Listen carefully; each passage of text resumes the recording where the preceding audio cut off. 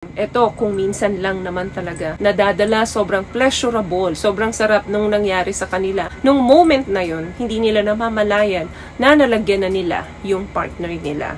Maitim ba skin, underarm at singit mo? K-Skin ang bahala sa'yo. Premium ang ingredients, paraben-free and sulfate-free, and FDA-approved, kaya safe for everyone. With K-Skin, ibalik ang alindog mo. Huwag nang magpahuli. Hi guys! Welcome back to our channel. Kamusta po kayong lahat? Sana ay nasa mabuti po kayo. At sa mga hindi po nakakakilala sa akin, my name is Cheryl Ting. At kung bago lang po kayo sa channel na to, pwede po ba makahingi ng isang favor to please consider to subscribe dito po sa ating channel. And also, huwag nyo na rin po sanang kalimutan i-like and i-follow ang ating Facebook page official and also ang ating TikTok account. Maraming salamat po. And for today's videos, another concerned video po ang sabi niya is, Hi Miss Cheryl, pwede po ba gawan nyo ng content? Bakit may mga ilang mga babae na pagkatapos makipag-sex sa kanila, mahilig maglagay ng kiss mark or chikinini sa partner nila? Ano po ba ang pananaw nyo? Anong uring babae yung ganito? Salamat po sa isasagot nyo. God bless you always. Okay, first, ano ba muna ang hiki, chikinini, or yung kiss mark na tinatawag? Ang hiki po, or sometimes tawag nila dyan is love bite. In British English, ito ay isang klase ng pasa na nanggaling sa pagsasak or paghigop ng skin gamit ang paghalik. Dahil sa pagsipsip mo ng sufficient dun sa skin nung partner mo, nagkakaroon ito ng burst or pagputok ng mga small superficial blood vessels under the skin na nagkukos ng pagpasa or bruises. At pwedeng mag-mark ito or mag-last up to 5 to 10 days. Depende sa lalim ng pagkasipsip ng partner mo dyan sa skin mo. Okay, hindi lang naman po ito sa ibang babae nangyayari, but also sa mga lalaki. May mga lalaki din pong naglalagay ng hikis doon sa mga partner nilang babae. Iba-ibang dahilan yan, of course. But in my own personal case, opinion ko lang po ito,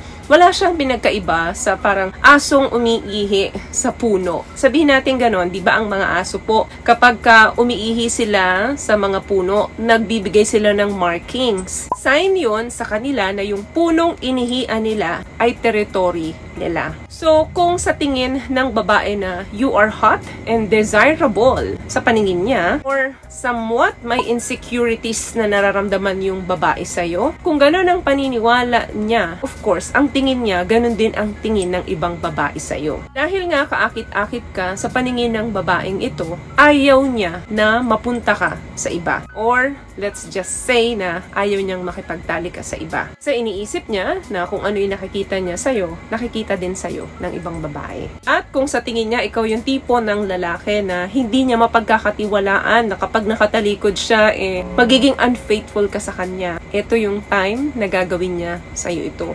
Kung minsan lang naman, okay lang. Pero kung nagiging routine niya na every time na magtatali kayo, ilalagyan ka niya ng hikis or kiss mark, medyo territory na ang dating nun. Lalo na kung dun sa mga part na mabilis makita, halimbawa sa leeg, sa dibdib. Yan kasi yung mga sign na nakipag-intimate ka with someone. So, ang iniisip niya is, para kung may makakita sa'yo neto, isipin na may nagmamayari na sa'yo. What I love about this product, itong No More Dark Secret ng K-Skin, bukod sa may advanced whitening na siya, na kung saan pwede niyang matulungan na pumuti yung mga singit-singit mo, moisturizing, meron siyang anti-irritation, antibacterial, maintain healthy pH level. Hindi lang pang babae, meron din po tayong pang lalaki. Tulad po ng sinabi ko kanina, kung minsan lang naman, pwedeng nanggigil lang siya sa'yo. Pero kapag ka palagi na ginagawa ito sa'yo, dahilan nun is meron siyang insecurities na nararamdaman sa'yo or doon sa sarili niya. Reason why she's marking her territory. Pwede rin naman na ang hiki, chikinini na tinatawag natin dito sa atin, can be a trophy from a pleasing make-out session. Meaning, kapag nakipagtali ka at naging successful, may mga nagiiwan talaga ng love bite. Pero sa ibang babae, of course, nahihiya sila kapag nalalagyan sila ng chikinini. Hindi nila alam kung paano nila itatago sa mga katrabaho nila, sa family nila, and friends nila dahil ayaw nilang makantsawan sila. Isa lang ang iniisip natin na nakipagtalik ito or may nangyaring intimacy sa kanya nung mga nakaraan. Ganon karamihan ang tingin natin kapag nakakakita tayo ng hikis sa babae or sa lalaki, especially kapag nasa liig. Kaya kung magpapalagay ka ng mga ganitong chikinini, siguraduhin mo na hindi nakikita. Another thing, minsan naman, because sa sobrang fun and exciting, accidentally nakakapaglagay sila ng chikinini doon sa mga partner nila. Dahil nga, na-carried away sila doon sa kanilang passion. Nakakapaglagay sila ng marking doon sa property nila. Ikaw yon. Sobrang na-carried away siya, hindi niya namamalayan, nagkakaroon na pala ng matinding sanction yung paghalik niya sa'yo na nag-iiwan ng chikinini. Another thing, bakit naglalagay ang mga babae, even lalaki, ng kiss mark, ano? Because ma-experience lamang ito kung ano ba yung pakiramdam kapag naglagay sila nito, ano ba yung pakiramdam pagka nilagyan ka nito, masakit ba, masarap ba? Kasi nga, nagjo-joke-joke lang kayo kahit wala namang kayong intimate na ginawa, naglalagayan yung mag-partner nito. Another thing, ito, kung minsan lang naman talaga, nadadala, sobrang pleasurable, sobrang sarap nung nangyari sa kanila. Nung moment na yun, hindi nila namamalayan na nalagyan na nila yung partner nila. Meaning, hindi ito madalas nangyayari. Itulad ng concern mo na palagi kang nilalagyan nung girlfriend mo, naging routine niya na. May mga babae or lalaki kasi na ayaw talaga magpalagay niyan. Meron namang nag-e-enjoy kapag ka nilalagyan sila niyan. Kaya nakadepende talaga yan kung komportable kayo doon sa ginagawa ninyo, okay lang. O kapag hindi, pwede naman po kayong mag-say no or tumanggi. Kung hindi ka nag-e-enjoy sa ginagawa sa'yo ng partner mo kapag ka nilalagyan ka niya ng hiki, let them know. Pag-usapan yung mabuti yan. Kasi kapag yung mga bagay na pinupush nila, ginagawa nila na ayaw ninyo, magkukos talaga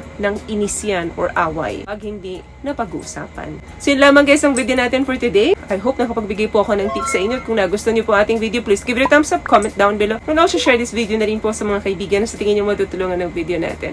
Once again, palagi po kayong mag-iingat at palagi po kayong manalangin. Thank you guys for watching and see you in our next one. Always love yourself and be a blessing. Bye!